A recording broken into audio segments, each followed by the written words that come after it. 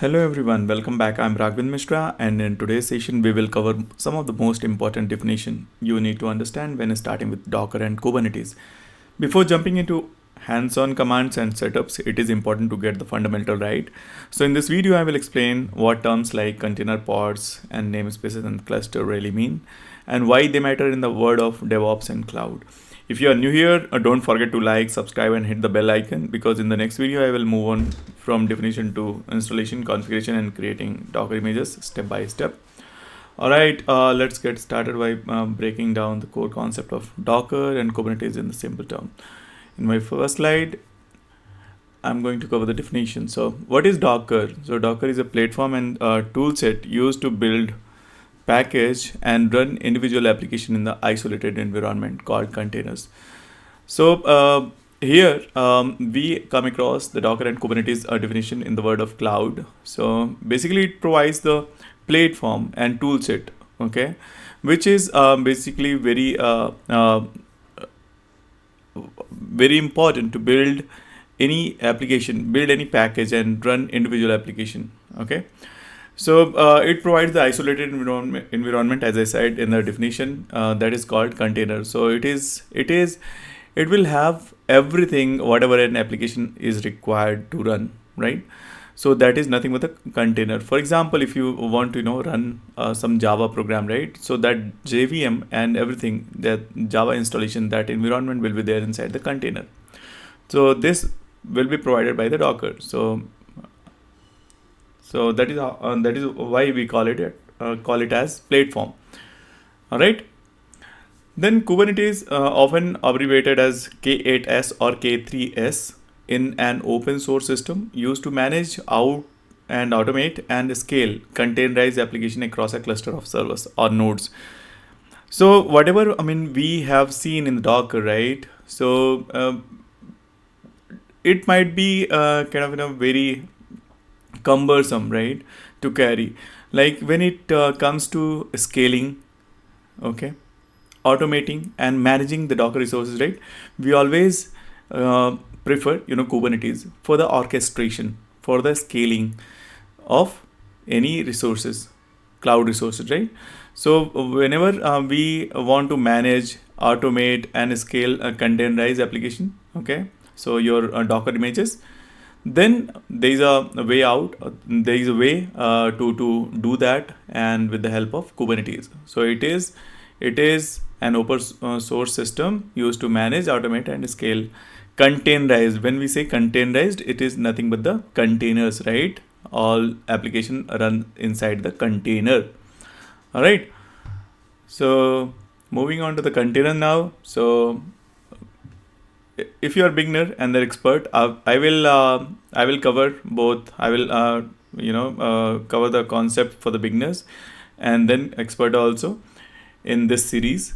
So if you are a beginner, you can understand container like a lightweight box with the application and dependencies, as I said, like a Java example, right? So whatever is required to run the Java or whatever is required to run the Selenium script, right, you will have everything, all those dependencies inside the app, inside the container. So that application and its dependencies, right, it can be anything. So that environment will be there inside the container and faster than the VMs, okay, and it is portable. And if you are expert, you can understand it like OS level virtualization using C groups and namespaces. Don't worry, I will cover C groups and namespaces in my next session, and also I will cover some portion of it in the next slide also. And a container is built from images, ephemeral, need orchestration. So this part will be covered in the Kubernetes, okay. So you can understand this as a Docker file. This will be Docker file, right? And when you run the Docker file, okay, then there will be an image created. When you are building, there will be an image created, and then that image can be run inside the Docker container. So how it is? So this is the image for Docker. This is the Docker file. So this will be this will contain the instruction right from like to add the dependencies and what will be entry point and all those things will be defined here. okay, all those dependencies and commands to create the images. And when actually we are running the images, it will actually go to that entry point and it will run the application. So this is how the Docker containers actually works. Both Docker file, Docker images. When we build, we create Docker images. When we run, we have to run inside the Docker container. All right. Hope it is clear. Leave a comment if you are not clear on this. I will go specific to the topic you ask. Let's move on to the pod. So if you're a beginner, you can understand pod as the smallest deployable unit in Kubernetes. As I said, Kubernetes is for the orchestration of containerized images. Okay, so this is the smallest deployable unit. So whenever you are running, or when you are creating a pod right inside the cluster, so this will be the smallest. So a pod is a wrapper around one or more containers. So it may have one container, or the pod may contain multiple container. Okay, if you are expert, the abstraction above container, you can understand this like a pod as a abstraction layer above containers, okay, which shares network and storage. So basically, like if you see here, so there is a node is your physical machine, okay, there, and then you have to label it, and then inside the node and the namespaces, namespaces are nothing but the logical term, and which will club everything, just like a warehouse, you can understand like that. Or node is a physical machine. So inside node you will be deploying a pod, which is again a smallest deployable unit in the Kubernetes. And the pod, this may have multiple container, one container or multiple container, right? So it will have its own internal IPs and all that, all those containers, and then volume, and then the containerized app and the node processes. So you will operate using the Docker or the kubelet command. Okay, kubelet. So best practice, one container per node. So that is sidecar pattern when needed. So this is how the best practice. Although node, the pod may contain, may have multiple containers inside it also. Okay. So don't forget, it is smallest deployable unit in the Kubernetes, okay, to run your application. And yeah, as I said, like it shares network and storage. So this is how it is. So this is the volume, okay. So there will be persistent volume also, okay. I will cover everything, don't worry, in this cloud series. So you have to you have to be very clear on these concept and the definitions which I am explaining. Just as I said, like leave a comment when you don't understand any topic which I am explaining. I will try to cover those topics in more detail.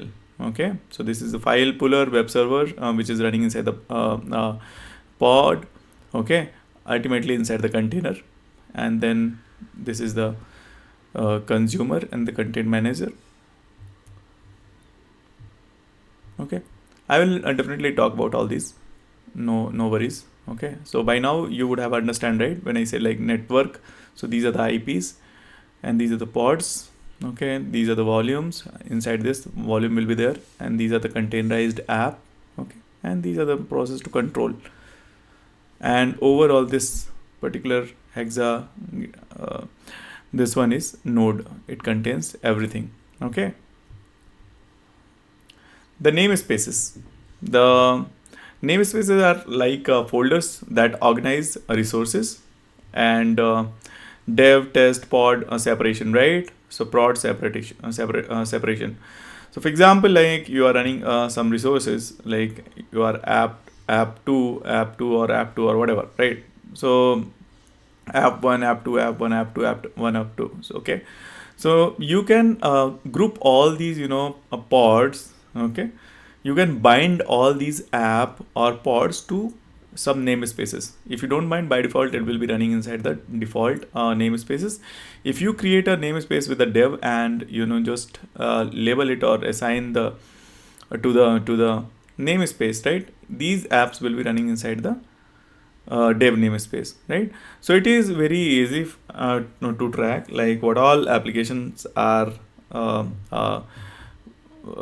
created for the dev purpose and what all is available for QA purpose. For example, if I want to run the test, I may be having or dealing with the pods which is running my Selenium or Selenium grid and all, right? Or if it is kind of a Playwright or Cypress or any script which I might be interested as a QA. If I'm a dev, I might be running some kind of debugging or some kind of a separate pod, right, which I may tie up with the namespaces.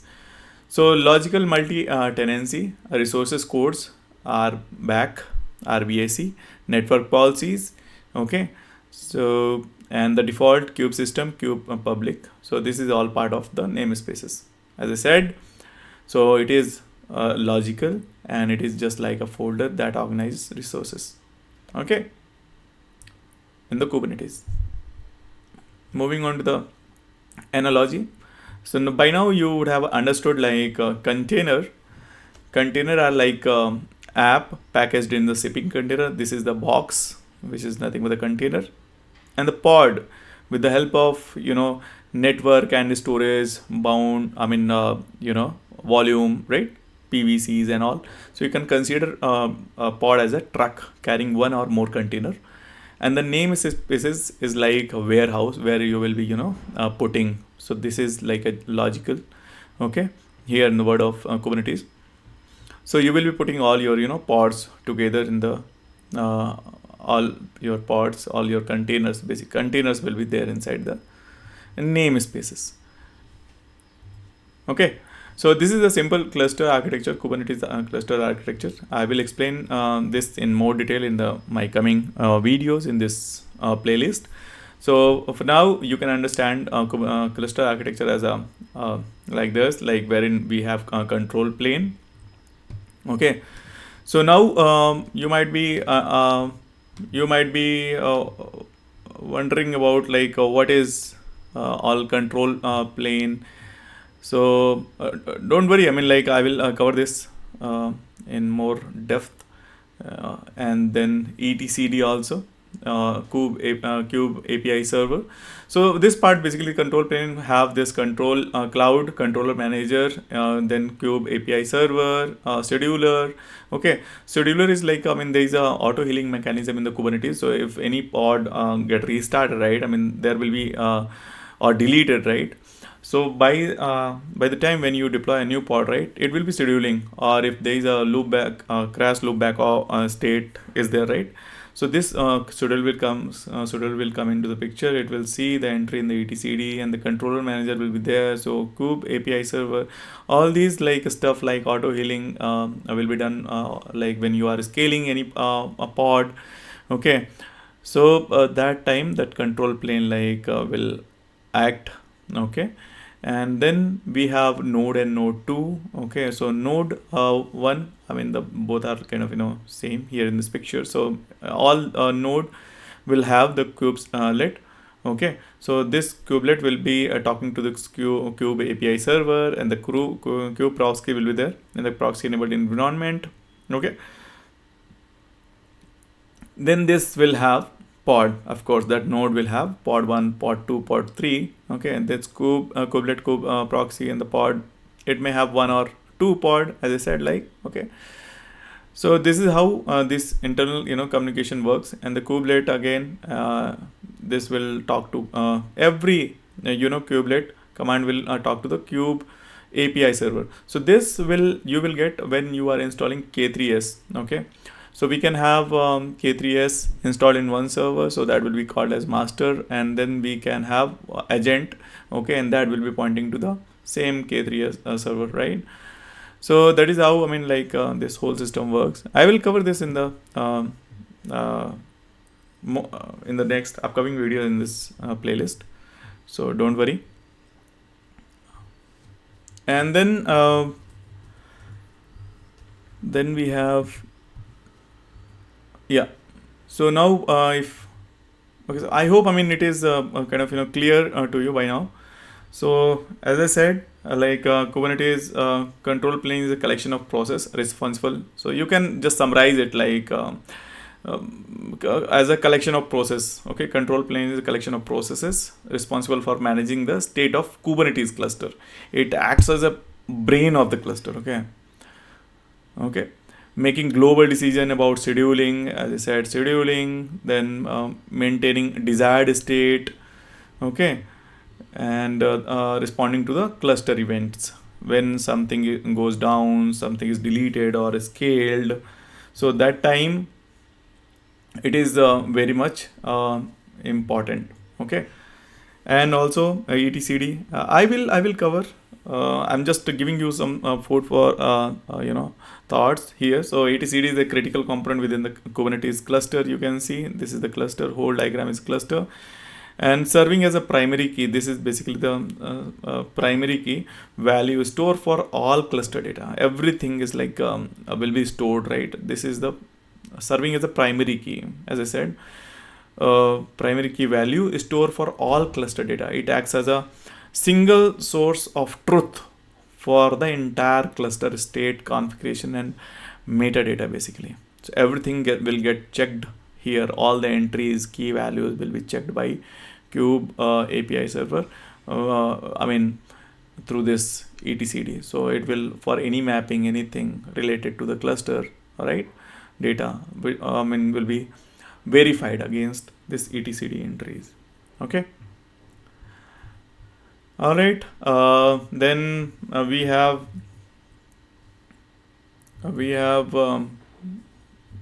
this Kube API server as well.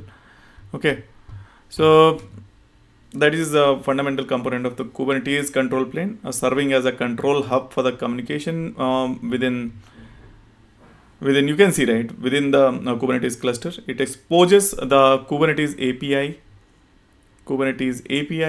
a RESTful interface that allow users, other Kubernetes component, and external tools. Okay, all these external tools, okay,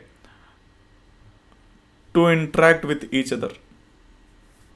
So it exposes the Kubernetes API basically. Okay, so it provides the primary interface for managing Kubernetes resources, as I said, like pods, deployment services, etc. Again, I mean, it will be checking against the etcd, and then through standard HTTP method, you can basically contact this guy through get, post, put, patch, delete, and all those. And then authentication and also authorization, data validation will be performed by the API server. Okay, let's move on to the next. So containers, putting it all together. So container, we have understood like what container is. It is runtime app unit. Okay, Docker basically provide the container. Okay, and then small basically pods is abstraction managing containers. So this is namespace, logical isolation, and resource control. So help scale, organize, and secure workload in the Kubernetes. I will also talk about the load balancing, everything, and how to create cluster in the AWS or GCP. Okay, that I will cover, and then how to do load balancing, how to set up VPC and all, virtual private network and all, and then virtual private cloud and all, how to do the load balancing. Okay, what are the gateways and all, right? So everything will be covered in the coming lecture. So that's it from this video, and I hope you have liked the explanation and learned a lot from this video. Do like and subscribe to this channel for more updates on the next videos. Thank you for watching, and I will see you in the next video. Until then, keep learning.